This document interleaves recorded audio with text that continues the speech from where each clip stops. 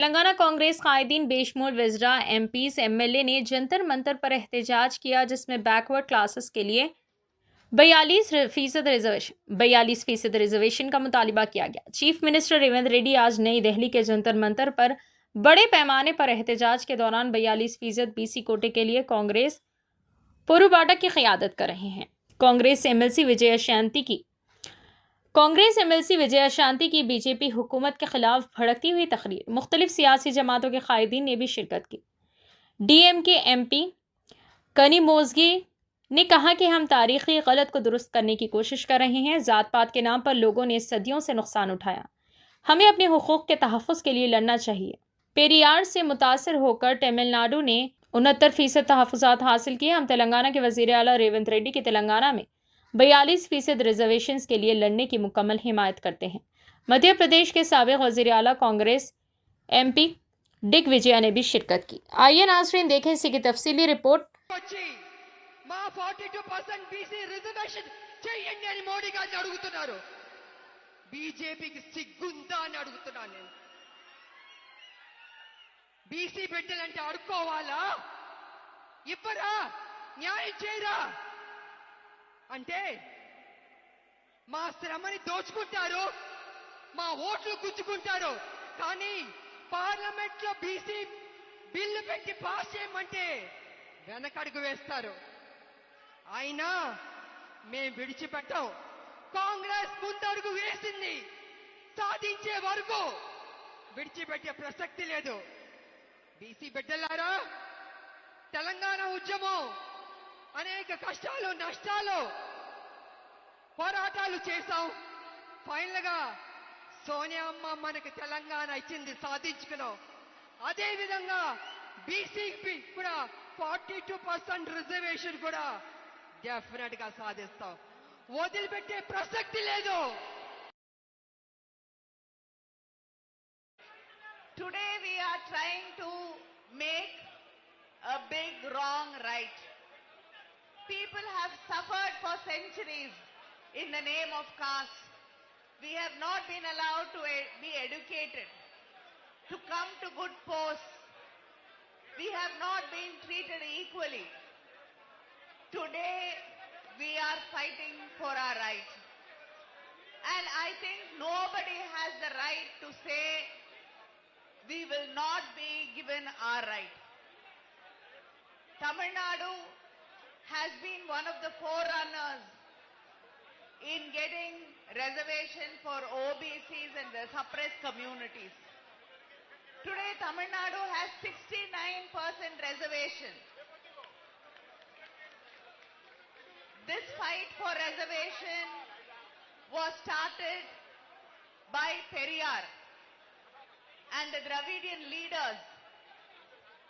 So as a part of the Dravidian legacy, I am here on behalf of the DMK, on behalf of my father Kalaignar Karunanidhi, on behalf of my leader MK Stalin, the Chief Minister of Tamil Nadu, to show and stand in support with your Chief Minister Mr. Revanth Reddy Garu to say that we will stand shoulder to shoulder with you, side by side with you, to make this possible, to fight for just not 42%, to fight and achieve more than that, to get more than 50%.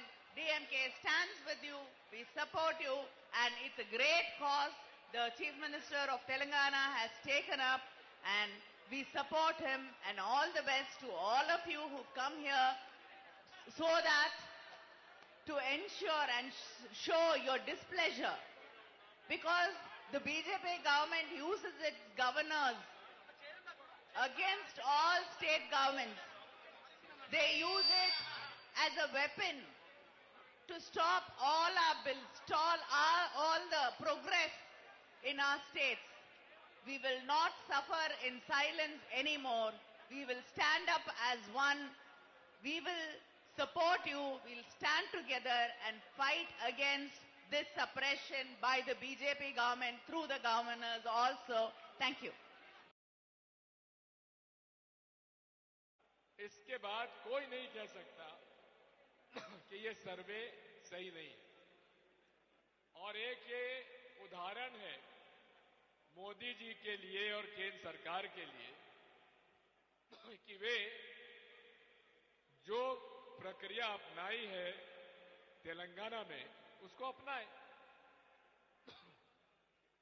देखिए, रेवंत रेड्डी जी भी upper caste के हैं, मैं भी upper caste का हूं, लेकिन मैंने जब मैं मुख्यमंत्री था 93 टू 2003 तो मैंने भी मध्य प्रदेश में ओबीसी का रिजर्वेशन 27% करने के लिए मैंने विधानसभा का प्रस्ताव पूरा कराया।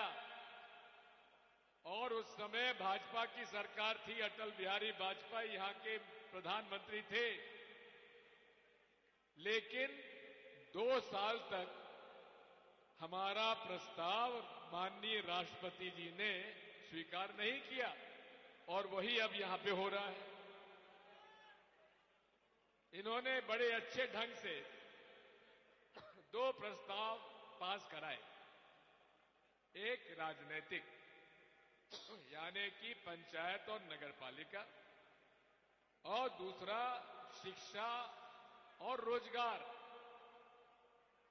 और उसके पीछे क्या कारण है? अनुसूचित जाति को जितनी उसका संख्या है उसका 100% उनको आरक्षण मिल रहा है।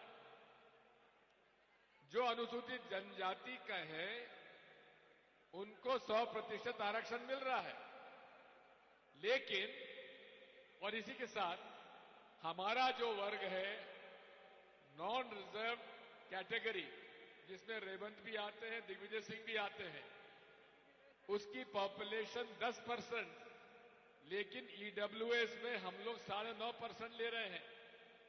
तो ये तो थोड़ा सा अन्याय तो है। और इसीलिए हमारा जो प्रस्ताव है वो बड़ा साफ है। 23% आरक्षण हमारे पिछड़ा वर्ग को मिल रहा है और उसमें वो पिछड़े भी आ जाते हैं जो दूसरे धर्म के हैं, जिसमें मुस्लिम समाज भी है, उनको उसमें से लाभ मिल रहा है। लेकिन कुछ वर्ग ऐसे भी हैं जो अनेक धर्म के हैं लेकिन जनरल कैटेगरी में हैं, उनको अभी 9.5% मिल रहा है। और ऐसे कई लोग हैं 5% जिन्होंने अपना वर्ग सेंसस में नहीं दिया, यानी कि 15% है वो। तो इसलिए उनको जितना प्रतिशत मिल रहा है उतना ही पिछड़ा वर्ग को भी मिलना चाहिए। ये हमारा आर्ग्यूमेंट है, इसमें किसी को आपत्ति नहीं होना चाहिए।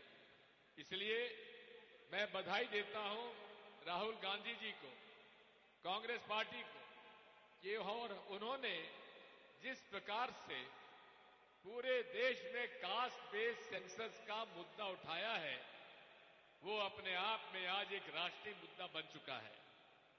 और नरेंद्र मोदी जी जो हैं ये ओरिजिनल लिस्ट के ओबीसी नहीं है। ये ओबीसी कब बने? जब इनके मुख्यमंत्री काल में इन्होंने अपने जात को भी ओबीसी बना लिया, तब नरेंद्र मोदी जी उसमें ओबीसी में आए, नहीं तो नहीं आते थे। इसलिए साथियों, हमारे बीच में धर्मेंद्र यादव जी हमारे समाजवादी पार्टी के लोग हैं, नेता हैं।